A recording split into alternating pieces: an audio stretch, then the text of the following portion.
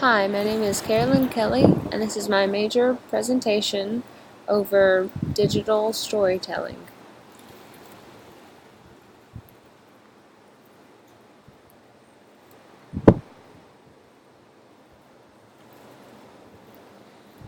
Digital storytelling is exactly what it sounds like. It is telling stories by means of computer-based tools. So, using video, audio, graphics, and other multimedia to illustrate a story.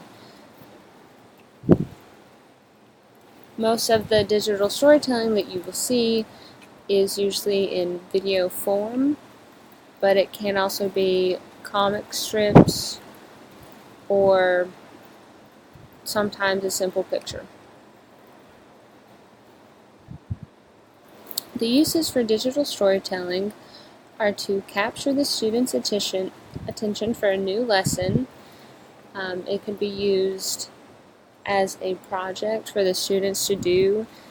They could be assigned to do a video biography on someone or demonstrate interviews. It can also be used as public service announcements the school may need to send out.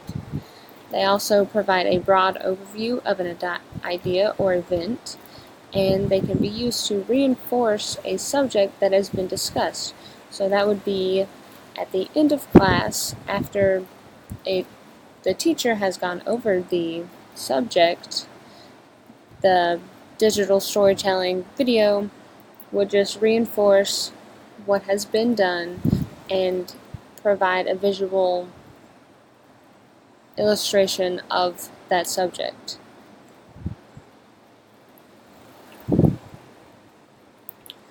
For the specific uses in different subjects, for math, they can provide detailed explanation for an equation or problem-solving technique. Some of those can be difficult to explain, so the use of illustration that could really help. And on one of the sites I saw a video and it illustrated what the world would be like without math, and that just really shows the importance that math has, and that could be used to persuade them to be really more engaged with learning about math. For science, digital storytelling could be used for more engaging explanations of experiments. So they can have that visual representation of the ideas, functions, and research of what has been done, or maybe a task that they need to do. They can have that visual aid that can really help them understand and see what needs to be done and why it needs to be done in that way. For history, there's a lot of documentaries out there, but the digital storytelling videos are usually 4 to 10 minutes long, so it's kind of a brief overview that doesn't allow them to really lose interest in that much and gives them that broad overview of something important that might have happened in history that they're learning about, and it allows them to view another part of the world so they can see what life is like somewhere else and what has happened there. For art, you can see the stories behind artists and their work, why they did what they did and what they were thinking of when they were doing it. And you can see videos on the description and examples on different types.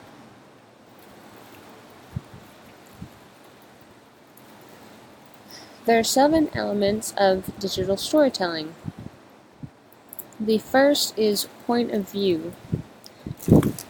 And so all of this is for creating a piece of digital storytelling video. So point of view would be the main point of the story and what the perspective of the author is. A dramatic question would be a key question that keeps the viewer's attention and will be answered by the end of the story. So it keeps them hooked and wanting to pay attention and listen. The emotional content is a serious issue that comes alive in a personal and powerful way and connects the audience to the story. Something else that just keeps them engaged, and that is one of the main points of digital storytelling, is to just make learning more fun and engaging. The gift of your voice. So it's a way to personalize the story to help the audience understand the context. Tone has a lot with understanding something, so that really helps there. The power of the soundtrack. So music or other sounds that support and embellish the story. Once again, that just keeps it fun, and who doesn't love music? Economy. It's using just enough content to build the story without overloading the viewer. So it's like in for a brief documentary for history, it's just a quick overview, nothing too detailed that is overwhelming to them and gets them lost. It's just enough information to keep them engaged and following, and will help them understand.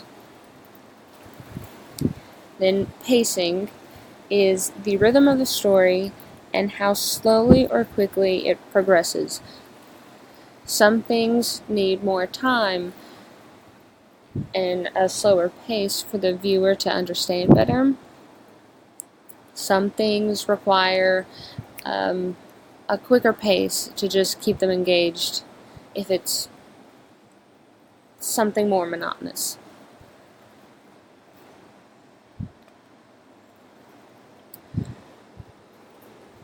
The benefits of digital storytelling.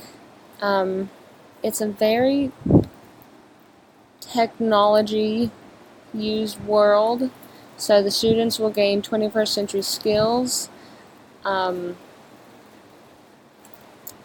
I was in school, there was not a lot of technology used.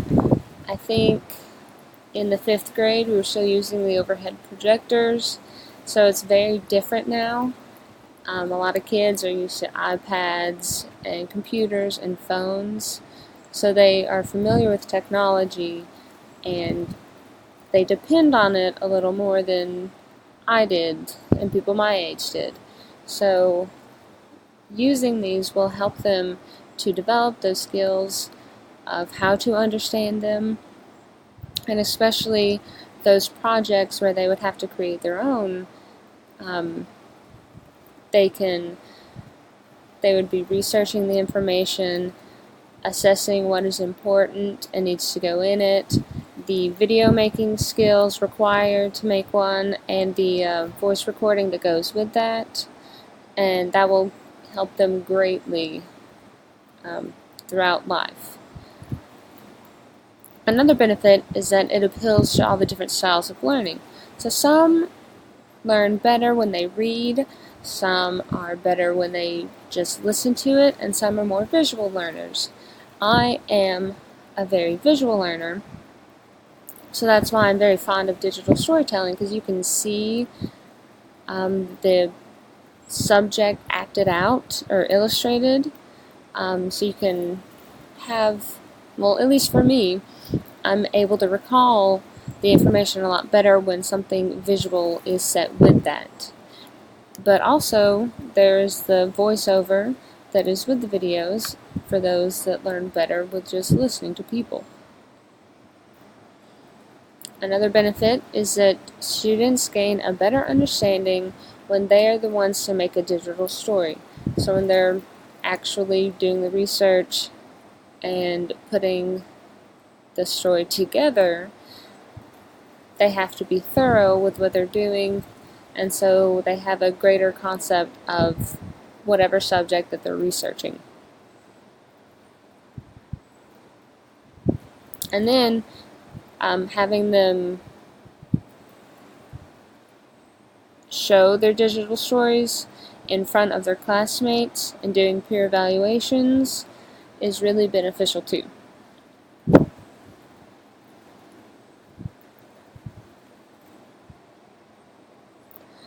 These are all of the sources that I used.